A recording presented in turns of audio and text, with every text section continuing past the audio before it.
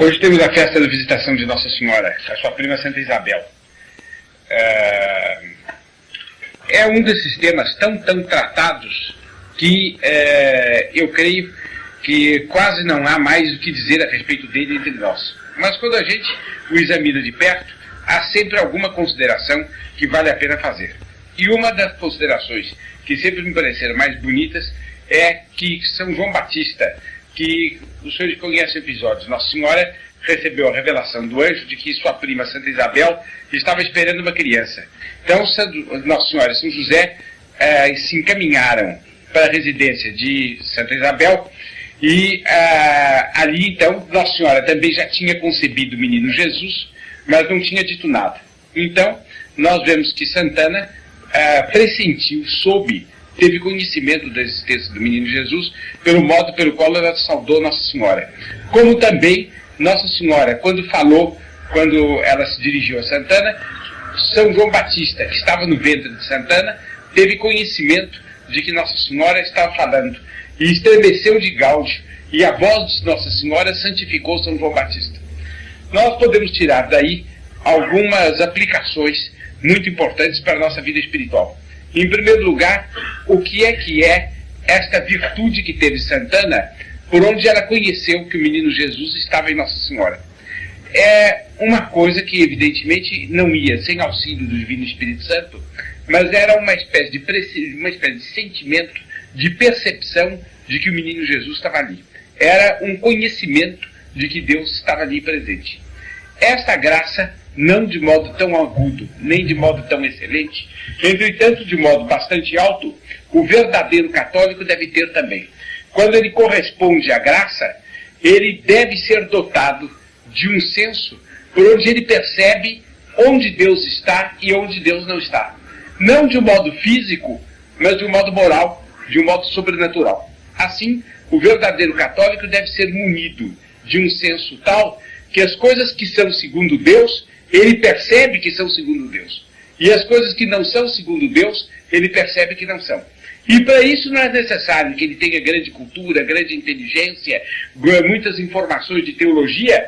Basta que ele tenha um verdadeiro senso católico, que ele tenha correspondido bem à graça do batismo.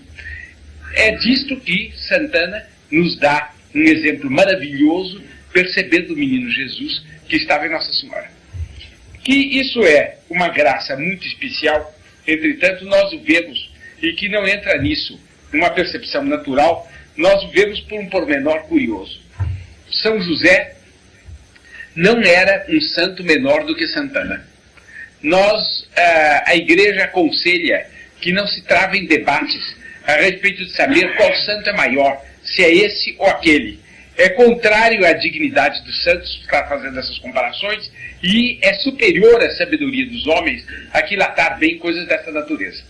Não deixa de ser verdade que São José era o esposo castíssimo de Nossa Senhora e que ele tinha em relação a Nossa Senhora uma união muito maior do que a Santa Isabel ou de Santana, por engano. Santa Isabel, que era apenas uma parente de Nossa Senhora e que tudo leva a crer, portanto, que ele tenha sido um santo bem superior a Santa Isabel. Quando Nossa Senhora concebeu o menino Jesus, São José não conheceu que tinha concebido o menino Jesus. A tal ponto que teve a famosa perplexidade que todos os senhores conhecem. Entretanto, Santa Isabel teve conhecimento de que Nossa Senhora concebeu o menino Jesus. Como é que se há de explicar se o conhecimento da presença de Deus é um fruto da virtude? Como é que se há de explicar que São José, sendo um santo tão maior do que Santana, presumivelmente, e sendo esposo de Nossa Senhora, com um direito próprio verdadeiro ao fruto do ventre dela, embora ele não fosse o pai do menino Jesus, como é que ele não conheceu que ali estava o menino Jesus?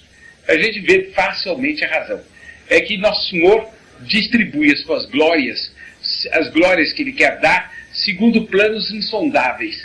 Foi uma glória para Santa Isabel, que se venerará por todo sempre, essa de ela saber tão cedo que o menino Jesus estava lá e de cantar em louvor de Nossa Senhora como mãe do menino Jesus. Mas foi uma glória para São José o não saber. E assim é Deus que faz do saber e do não saber glórias para os homens. Porque foi uma glória para ele o não saber, por quê? Porque foi a razão da gloriosa perplexidade dele. da conduta virtuosíssima dele, dessa perplexidade, e que o tornou o padroeiro dos perplexos até a consumação dos séculos. Porque nunca homem passou perplexidade mais extraordinária do que aquela. E nunca homem, diante de sua perplexidade, se portou com tanta virtude quanto ele. De maneira tal que ele deu uma prova de amor, ele deu uma prova de dedicação extraordinária, conservando a atitude que ele conservou. E ele, com isto, fez resplandecer magnificamente a santidade que havia nele.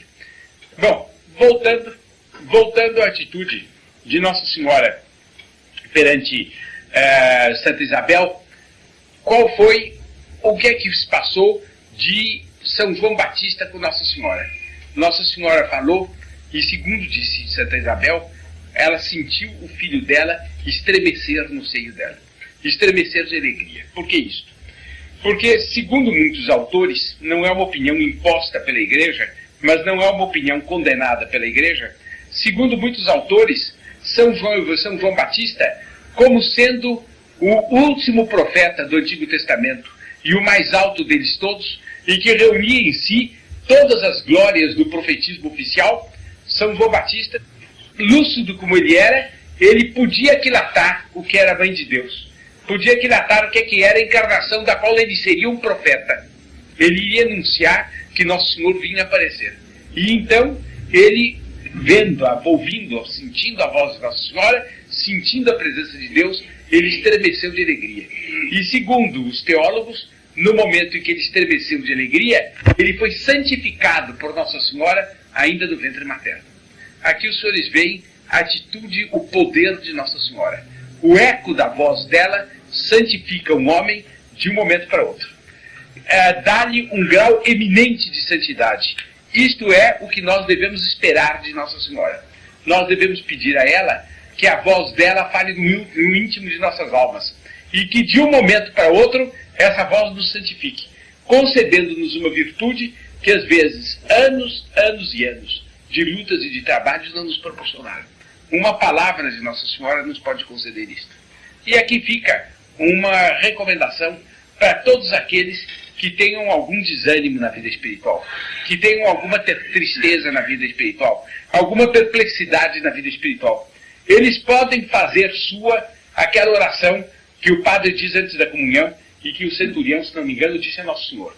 Senhor, eu não sou digno que entreis em minha casa, mas dizei uma só palavra e minha alma será salva. Nós podemos dizer a Nossa Senhora, Senhora, eu não sou digno de ouvir a vossa voz, mas dizei uma só palavra e minha alma será transmudada. E será transmudada de um momento para outro, se vós assim o quiserdes. Os senhores têm, então, aqui uma graça para pedir a Nossa Senhora, é que ela fale em nossa alma e que nossa alma estremeça de júbilo, como estremeceu a alma de São João Batista. E que nossa alma se santifique de um momento para outro, como a alma de São João Batista se santificou.